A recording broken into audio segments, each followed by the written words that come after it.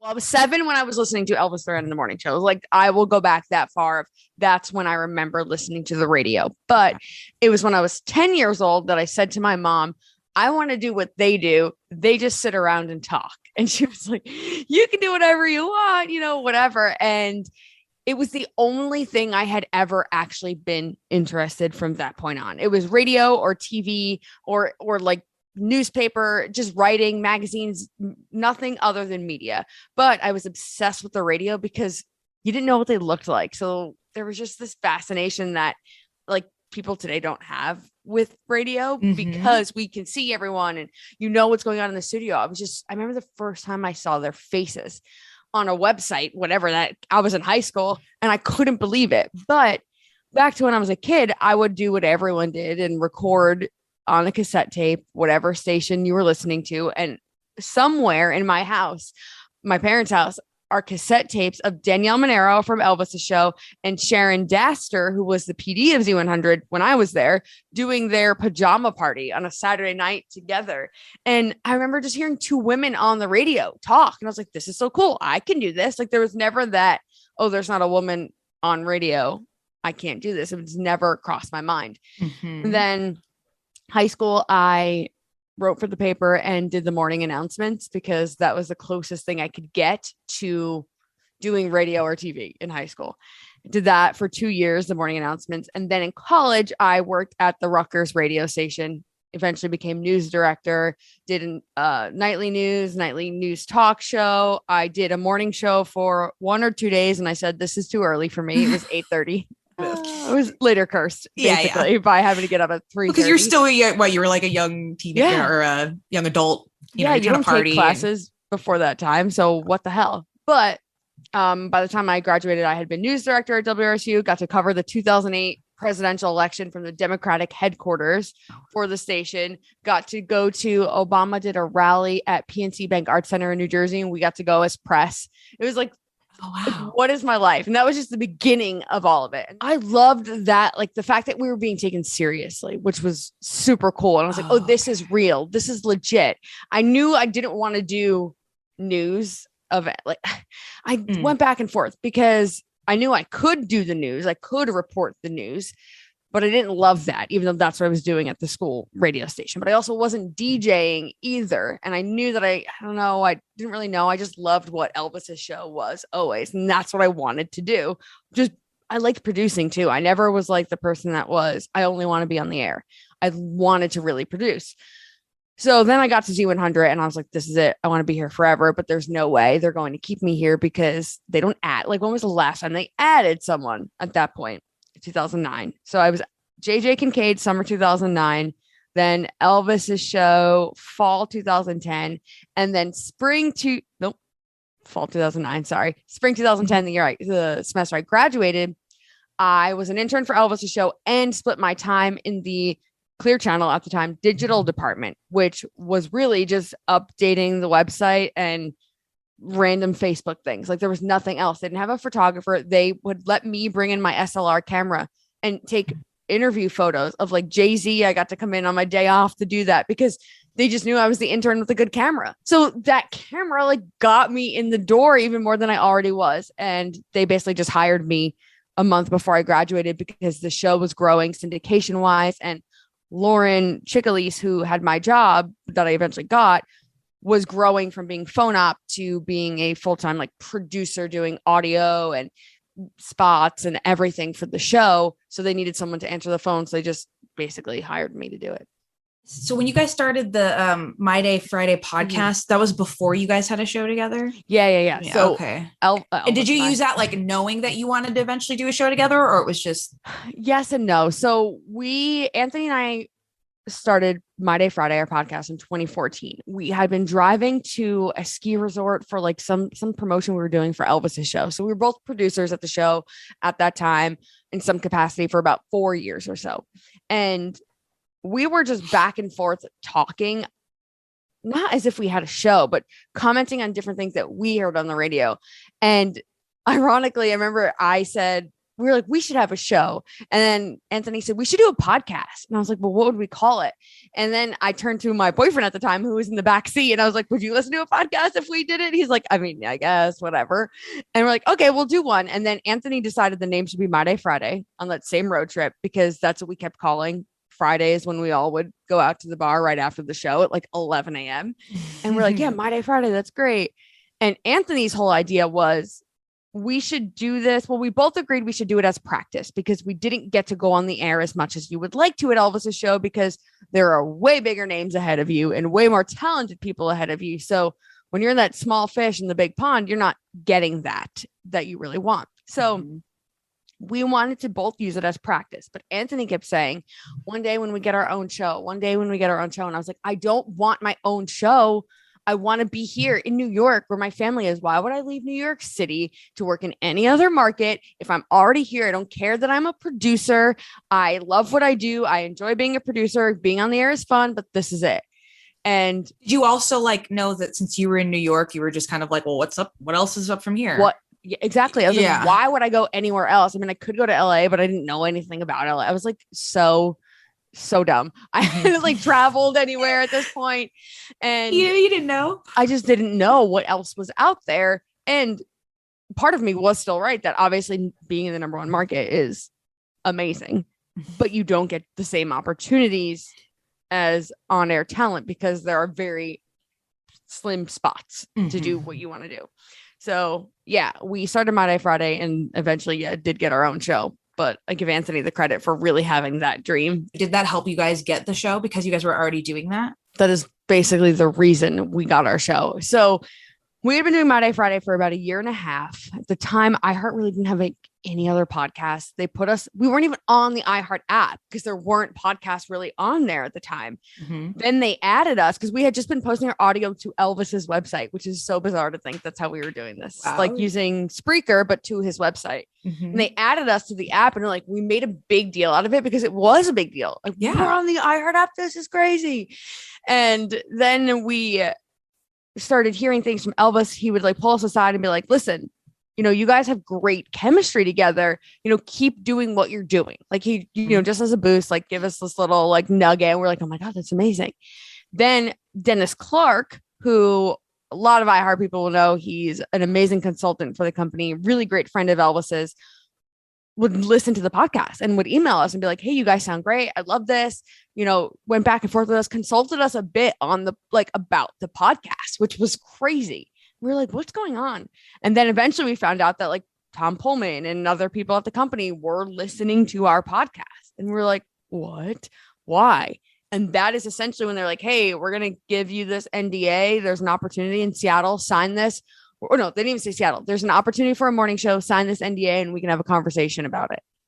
And they were basically said, we like the way you guys sound together. We like the idea of not having to build a morning show and basically do an arranged marriage. We already have two people that get along, work together, and know how to, talk back and forth. We just kind of have to teach you how to do a morning show, essentially. I mean, we knew from Elvis, but like we had never truly done a radio show. We just talked to each other in a podcast and watched radio and was a part of it, but never did our own thing. So yeah, My Day Friday is what got us our morning show. I will give Anthony a lot of credit because he's often the one that is like, hey, we need to try this. He was the one that was like, we need to try this Twitch platform. And that was almost 3 years ago at this point. And no, maybe even more than that. And I was like, we're going to stream ourselves at the radio station. Come on, man. I look like crap. I don't want to do that. And he was like, no, like we really should do it. I'm like, okay, fine. And now Twitch is like, that's it. That's our platform. So it was him with the podcast. I hate giving him credit. Him with the podcast, him with Twitch, and just like any little things that we see other people starting to do or hearing rumblings about. Even like with Clubhouse, that was like one of the things we're like, should we do this? And we just didn't. And now I'm glad at this point we didn't, because who's doing that anymore. Right. But when it comes to like, hey, we really think this could be the next big thing, or this is a great way for us to connect with our audience. We think about it like that. Like our next step is Discord. That's not new. no one, like, that's not new to anyone, but our radio shows doing it, probably not. And they could be, or I don't know if they legally could be, because obviously everyone's contracts are weird and creating things, I don't know, but that is our next step in staying connected with our audience and our community, because without them we are literally nothing. So we want to do more things to make sure we are involved with them. Right before, well, I'll say right before, about a year before we got let go or more, we started being on Twitch a little bit, streaming some shows on Twitch or an hour of our show. Then we started working with our engineer at the time to make sure that our mics would feed directly into Twitch, our studio mics. But if we were on a commercial break or we're playing songs, we need to make sure that sound wasn't feeding to Twitch, because we legally couldn't do that. You can't stream music, or at the time Marie and I are recording this, you can't stream music to Twitch. Hopefully that changes, but we couldn't do that. So we worked, obviously focus on our radio show is most important, but we also took Twitch very seriously as well. So then the pandemic hit and we were all working in different places. Anthony in the studio and the rest of us who were on air each were in our own homes, but we were on Microsoft Teams looking at each other. And we were like, this is a great opportunity. Anthony was like, why don't we just send this feed right to Twitch? Like, we don't have to worry about anything, lighting, any of it. Like, we all have our own camera. Boom, let's do it. So that was when we truly watched Twitch start to grow, because everyone else was also home and they're like, oh, I can watch their show with my speakers on at home and not worry about coworkers, and I can interact with them. And we saw that start to grow there. Then we got let go on Friday, July 24th, 2020, and Monday, July 27th, we were on Twitch doing a full show because we didn't know how to do anything else. Like, in our mind, it was like, well, what do we do on Monday? We do a show. How? Twitch. Okay, go. And that's what I thought was so impressive, is that it was just without skipping a beat. Boom. There was part of me in that first week or second week being like, we need a break. We need a break. We never get a break. We need a break. Oh my God. Like, let's just take a break. We can't do a show every day. And then I was like, now looking back, I'm very grateful we did jump right into it, for reasons being that people really wanted to hear the tea. So they came over and we got them right away. And also, I think mentally it was great to not skip a beat, but then we eventually did take a break and we made sure we weren't streaming every day, and we took time off, and we continue to do that. So we did find a healthy balance. But we had probably, our highest viewers when we were still on the air doing Twitch at the same time was probably like 80 people max. If that ever or 80 followers. Like, we did not have a lot of people. And over this last year and a few months, we've grown the channel to over 8,000 followers, and a couple hundred people check in daily. So, and then they go watch it on YouTube after we post it later. So we do have a great, loyal audience that if it weren't for this Twitch platform, I don't even know where we'd be. Over the last year, I am just like impressed, because it's like, so first you guys, how soon, Matt, was it like a month later that you did the road trip? Yeah, we did the cross-country road trip end of August 2020. So the Fun Employment Tour. And what I thought was just so cool about that is like, oh, what, like, here's an example of like that you can do your radio show literally anywhere, And it was like, it's like, we knew like remote wise. Yeah. But nobody's really like doing that. Oh my God. If we did a road trip again, we would, that was kind of like we need to get back home. It's the middle of a pandemic and we don't want to fly, which either way, it would have been safe or the same amount of safety at that point. Stopping in a million cities across the country may not have been the safest either, but it made sense for us at the time. Now, I think looking forward, if and when, because we want to do another road trip, we truly would plan it out, have like a deck and pitch it to hotels or maybe one hotel chain, and plan our route around who we can get as a sponsor.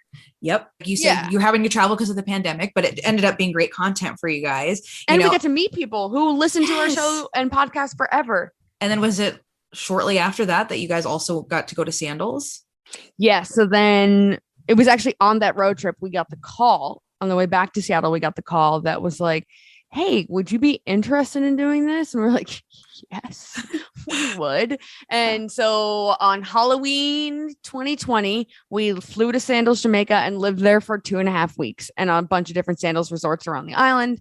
And that was sponsored. And we got to do our show from all over Jamaica. And it was an experience that like no one will ever get in their lives. And everybody sees on social media every year that, sandals at all these stations are out broadcasting and, promoting sandals, whatever. And usually not for 2 weeks, No.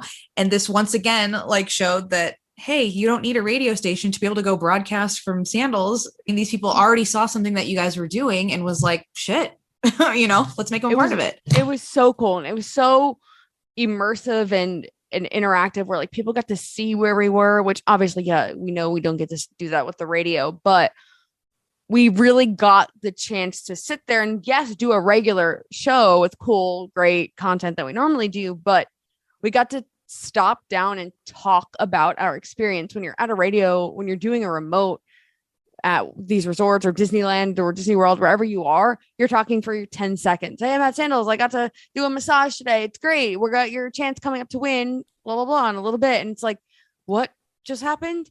So, I'm not saying it's bad. Like Sandals has worked with radio stations forever and it's clearly done very well for them. And which I love about Sandals is they understand the importance of radio and just talent in general, whether it's on air or streaming, and their connection with their audience. Yes. Sandals believes in that magic, and I love that. But I think what we got to do, we may not have had the reach of 12 radio stations, but those people that were checked in with us during that time are still now booking trips because they feel safe to travel. Like, hey, I'm going to go to Sandals. Which one did you like? Or which package should I do? Or whatever it is. And we're seeing that now a year later, it's still working. And that was from one trip. Wow. A long one, but one trip. So you had the Side Hustlers podcast. When exactly did you start that? So I launched it in 2018. So backstory of Side Hustlers, which I didn't realize was a backstory to Side Hustlers until well into doing my podcast. When I was on Elvis's show, I did a segment called What's Trending, which now is just like, could literally mean literally anything in the whole world. It could be the top 5 news stories. It could be cool jeans, whatever it could be. But at the time when I started it was probably like 2012. And it was just, hey, this is the cool new product that Carla Marie thinks you need to check out. So I would go on the air every day, say, oh my God, there's this new nail polish. It changes colors when you're in the sun. Or there's this new little words project at the time, which is huge now. I did it in What's Trending. You can get whatever word you want in a bracelet. And where were you finding these things? Was it just people you knew or just? It was a mix. So I didn't really know any companies at the time. Obviously, we would get emails from PR agencies that would be like, hey, all these new companies are launching new things. Check them out. People would send Elvis's show stuff all the time. But I then started getting emails from people that would be like, hey, this is one of my favorite or companies that are reaching out directly. At the time, the best example for me is Always Little Words Project, because Adriana was still making these bracelets in her parents' basement. Now they're sold in like Nordstrom, and they've got all these huge deals. Like a deal with Nike. They've got so much now. I mean, a lot has changed in almost 10 years. But I remember she emailed me and we talked about these bracelets on the air. And my segment was like a minute long. And I'd be like, go to the website, go to elvisduran.com, keyword trending to find it, whatever it was. And it took off the segment, but also I would hear from people like the owner of Little Words Project say, I've never sold that many bracelets in 20 minutes, let alone the whole day. And I was like, whoa. I mean, that wasn't because of me. That was because of Elvis's platform. But I then became the funnel to make that happen. And then Elvis got inducted in the Hall of Fame. And in his little plaque, it said all the things his show was famous for and What's Trending was in there. And I was like, get the fuck out of here. Like, what? So it was so cool. And I didn't reinvent the wheel of featuring products, but I tried to make it things that were, I know it was under $100. Our audience would feel comfortable just splurging on or just buying as soon as they got to work. I really cared about wanting the audience to want it. It wasn't necessarily like, oh, I'm featuring this because this company sent it to me. I wanted people to give a crap. So fast forward now, I did What's Trending a bit in Seattle. Didn't take off as much because obviously when you don't have all of Elvis's show involved in it and just that reach, it wasn't as big, and I moved on. So then I was like, I want to do my own podcast. I don't know what to do. And then I started thinking, like, I want to talk to influencers about their lives because I think it's very intriguing to be an Instagram influencer. And then I was like, that's going to be boring. And then I don't know what made me think of people who have side hustles. And I do, because people kept asking me what my side hustle was. Bobby Bones was one of them. He said, what's your side hustle? I was like, I don't have one. He's like, everyone has a side hustle, especially if you're in radio. And I was like, what are you talking about? And at the time I started hearing from different friends or people that were like, I'm thinking about doing this as well. And I'm like, what do you mean? Everyone's doing other things. What is going on?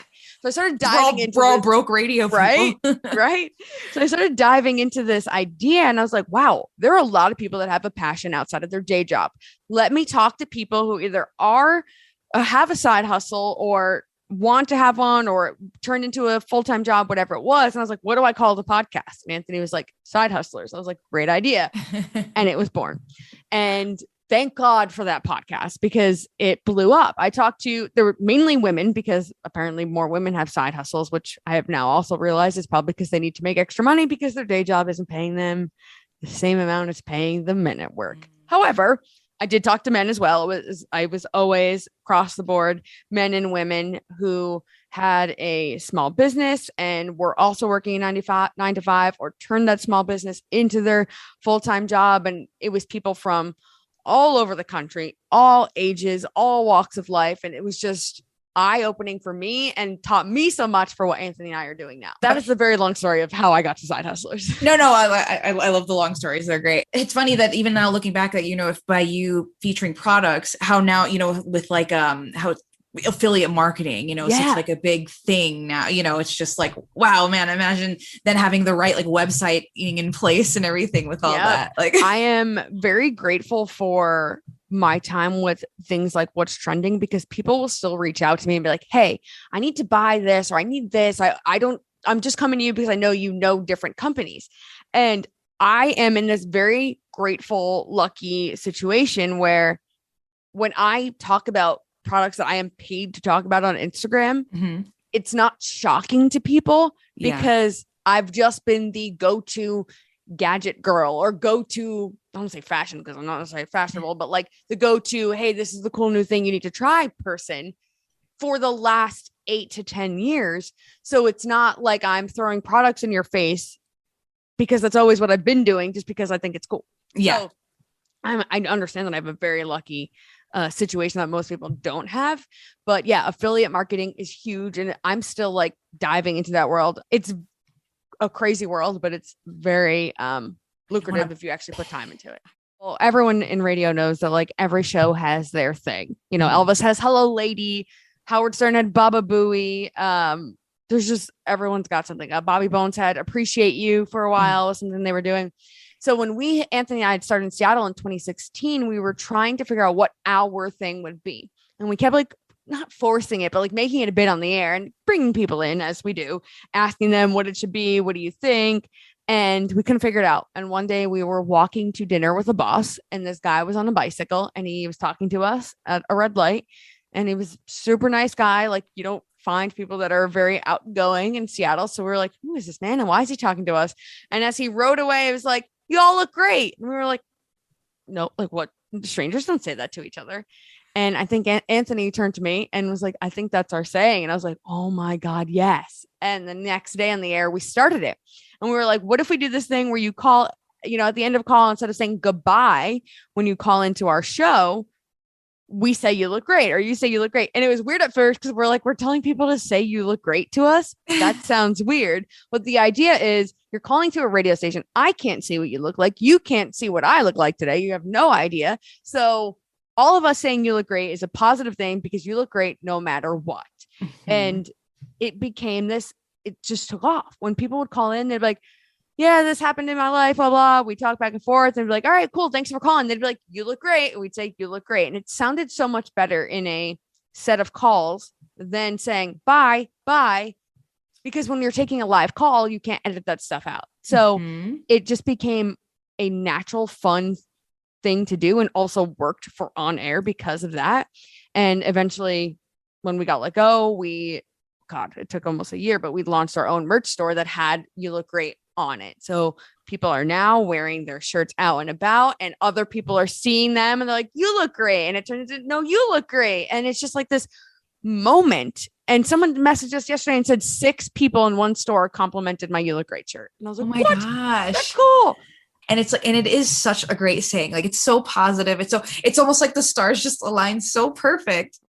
We kind of always did differently, but did do it more so now that we are our own business. And I think this is what a lot of radio shows lack. And it's not necessarily their fault because they don't think of themselves as a brand, right? You work for a parent company and you work for them, but you don't think of yourselves as your own business. We would always say when we were on the air is that we were a small business backed by a large corporation, which didn't always feel like it, you know. So you guys already had that mindset, though. That was our mindset. We would say that all the time. So, because we would buy things all the time for our show, whatever it was, get like giveaways, things we would give away on the air sometimes. Like it would be stuff that we would have, buy, whatever, or work on our own to get promo, whatever it was. And that was the mindset that we always had. But if more radio shows have this mindset of, well, what is our brand and how could we bring people into this community, opposed to I'm getting on the air and I'm talking into a microphone and they're going to listen to me and they're going to love me because I am an egomaniac. That's not the point of radio. That is not why most of us got into this originally. I'd say that's probably not why people are getting into radio now, because that's just not how it is anymore. You get into radio because you can interact with people. And when you first get bit by that radio bug, like, yeah, I said I wanted to do radio because it was easy. All you do is talk. Yes, I was a child when I said that. Yeah. But when you get bit by that radio bug and you see the impact you can have on a complete stranger, that's what gets you addicted and wants you to keep doing it more. So when you can do that and build a community of people together, and it's not just kind of this, it becomes like this three-way street, right? It's not just this two-way where you can talk on the air and they can call into you. They can now interact with each other. And that's what we get from Twitch. How you do that on the radio, I don't know. You need to just find a way to build your community using something like Twitch, but you need to look at your show as a business and as a brand, not just as a show that's on the radio. So now you've been off of the radio like long enough. Plus you've done, you know, the side hustlers thing. I know you had to like stop that while being off, but because you got all that background and seeing people support themselves and kind of the opportunities you've gotten, has that now kind of changed how you feel going back into radio? If somebody says, hey, we got this job now. Oh, like, absolutely. Where does that? Absolutely. It's so hard to say. I don't want to be like, I'm never going back to radio, because watch, I will. And then someone's like, you said you were never going back. So I'm not saying that, but with that understanding is that I don't have to. And I think that is such a great feeling, knowing that if a great opportunity presents itself and I decide that that is a great opportunity for me and I want to do it, and it's great for Anthony, if it's both of us or whatever it is, then I can do it. But if it's not a great opportunity and it's not every single thing that I want, I don't have to do it. And having that power is the biggest weight lifted off of your shoulders. It's just incredible. And I've seen what we're able to do without that, you know, big corporation backing us as a show. And there's just so much red tape and so many rules. And I don't mean like FCC rules. I mean like management and the garbage that they put you through and the mental anguish and the toxicity and the politicking. It's like, I don't have that anymore. Do I? Because every minute I put into my business or every minute I don't put into my business now mean that's less money. Yeah, but guess what? I happily will make that decision and even make less money than go back to being in that toxic situation where I hate my life. It's just not worth it to me at all. We have been able to probably do more than a lot of shows have. Our show isn't as produced as a radio show, right? Like we don't have a lot of benchmarks. We don't really have any benchmarks. It's something we do want to do, but it's easier doing what we're doing than putting together an entire morning show. And we actually do more minutes of content daily now on a day that we have a show than we would when we would put out our, like the on-demand version of our show would often be like 45 minutes of our radio show. On Twitch, we're on Twitch for over an hour. So essentially we are doing more. It's less people. It's just the two of us. And it's mind blowing when I think of that. Cause I'm like, oh my God, I would sit in the studio for 4 hours, feel like I wanted to die afterwards. Like I ran a marathon, and now it's so different. And we can produce it more, and we'll add things to it and we'll make it more complicated, but then we'll grow and do more with it. But it's crazy when you think about, you know, what a whole radio show entails, and how I think we've all made that job way more difficult for ourselves over the last few years for some reason. I don't know how.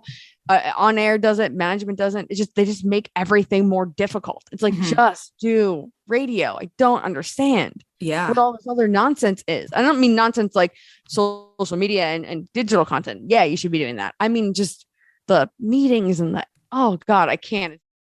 We had a very unique situation where we were almost air checked every day, and we like, you can't grow. It's like that meme that you see everywhere. It's like, you cannot, if you're digging up the seed that you planted every day, it's never going to grow. And that was like what we felt. And every day we'd be air checked, like, well, why did you say this? You should have said this. You think about it, like you missed an opportunity for this joke. And I'm like, but I'm not a comedian. Like, that's not why I'm here. And it got to a point where all of us were second guessing everything we've ever known about ourselves, everything we ever thought we were good at, everything we ever thought we were bad at, just why we were there. Like, your imposter syndrome becomes real because people are basically telling you, no, you're not doing this right. You're not doing that right. And it got to a point where I was like, this sucks. Like, this isn't fun anymore. I'm just, every day is something new, and change this, change that. Your 2.5 minutes is too long, but 4 people are trying to talk in a 2.5 minute break. It's like utter chaos. So it was very toxic. It's just, I know that word, I keep using it, but it was. And being let go was probably the best thing to ever happen to my mental health, physical health, personal life, and professional life. Monday, Tuesday, Thursday schedule for over a year at this point. I think we maybe switched it up a bit in Jamaica, but for the most part, it's Monday, Tuesday, Thursday. We've talked about adding Wednesday. We do have other things we are working on and want to launch, but I think it'll see how much time does that take. Should we then add Wednesday? Sorry, my braces make me list so hard sometimes. Wednesday after that point. But it's like, should we add another day? Do people actually care? Is it worth it? Is it worth the energy? Is it worth, the money we'll make? Can we sell, more in sponsorships if we do that? And it's a lot of weighing out the pros and cons. That's like, it's crazy. I only have to wake up and do my show 3 days a week. Now I'm doing other things throughout the day and on our quote unquote days off. But I try to make sure that I'm like, you know what? Friday or Wednesday should be a half day for me of some sort, because the 4-day work week is real, and it is great, and it should work like that for small businesses too. For some reason this week, I kept thinking about how last year we did the, I don't even know what the hell we called it, but we raised money for Lebanon after the bombing. Was one of the the explosion. Sorry. In August. It was before our road trip. And we on Twitch raised $10,000 in just one night. That is. And we were like, and we were just like, first we said, we'll take a shot for every $100 or something. I remember. And all of a sudden we were like, we are going to be wasted. We did not expect this to happen. And it's true. It's quality over quantity. When you have people who give a crap about you, are invested in you as a show. And I don't mean your bosses. I mean your audience. They care. They are a part of it. Then you will reap the benefits of giving them that content, giving them that platform, just tenfold. Right now, you're just kind of going with the Twitch thing, and just if opportunities arise, you'll talk to people. Otherwise, just build out the Carla Marie Anthony show. Yeah, we have a lot of ideas. I actually said to Anthony this week that we are going to sit down like a real business, and we're going to plan at least our first 2 quarters next year and actually come up with like our goals. Because we'll randomly be like, hey, we want to get to this many subscribers. But I'm like, no, like let's sit down and not manifest, like write down our goals, because when we see them on paper, we're going to do better at achieving them and understanding them. And, instead of saying like, oh, next year at some point we want to do this event. No, like let's plan a month that we want to do that event. Cause that, I will say, is the one thing that is a con, if you will, to not having a promotions team and a sales team to be like, just necessarily setting like deadlines for things like that. It's like, oh, sure, we'll do this. Let's figure it out. And you're like, well, whenever I get it done, I get it done, because you need to hold yourself accountable, which is so hard to do. So that is our next step as a show, as a business, as a brand, is truly setting things in place and being able to really hit those projects that we want to work on instead of just pushing them off because things are coming up. It's like, no, let's give ourselves deadlines. So we do have more things in the works that will hopefully hit in early 2022. Side note, if you work in radio, start collecting email addresses. You can use a Google form. You will then own those email addresses. Your company will not be able to take those email addresses away from you when you get let go. You can use social media. You can use your show, tell people, sign up. There's a link in my Instagram, whatever it is. It's great because now we have this entire email list of people across the country that we can hit. Like you saw when the social media platforms were down the other day. How do you reach your people? That was one of our reasons. So yeah, big thing. But I truly believe in newsletter marketing, and I follow a lot of companies that have completely blown up because of their newsletters. Always just reading about how to be better at that specific thing. And I use all the examples from our newsletter site, Flowdesk. That's what we use to send out newsletters. They always have great examples of different things you can be doing. So I try to think, okay, what makes me open a newsletter? What should I do that's not too clickbaity, but is fun? And yeah, it's a lot. You can find the Carla Marie and Anthony show on Twitch, which you just search for Carla Marie and Anthony will come up on app and desktop. You can also just go to our website, which is carlamarieandanthony.com. We also post our live Twitch shows to YouTube. So we search our names on YouTube as well. So you can watch at your leisure. And yeah, we still have our My Day Friday podcast as well, which we started at this point almost 8 years ago. Oh my gosh. And that's available wherever you get your podcast. So we still do that once a week, just for funsies at this point, because it's always been there and it's nice. I don't know if we'll do it forever, but it's nice to keep doing it. And I think that's all the places that we are right now. Now we're very grateful to have you, Marie, in our lives because you have been so freaking helpful with so many things over this last year. And anyone who listens to this podcast or has been a guest on this podcast knows that.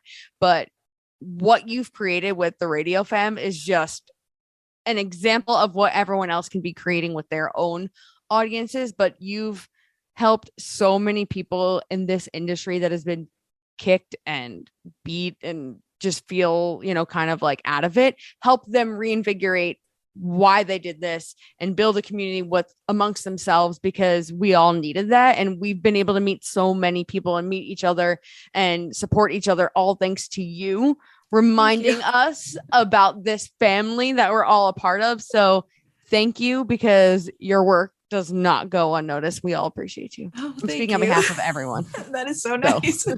I try to be better at taking the compliments because people take them to me and I'm always like, no, I know, but take it, accept it, and shut up. I appreciate it. I love you.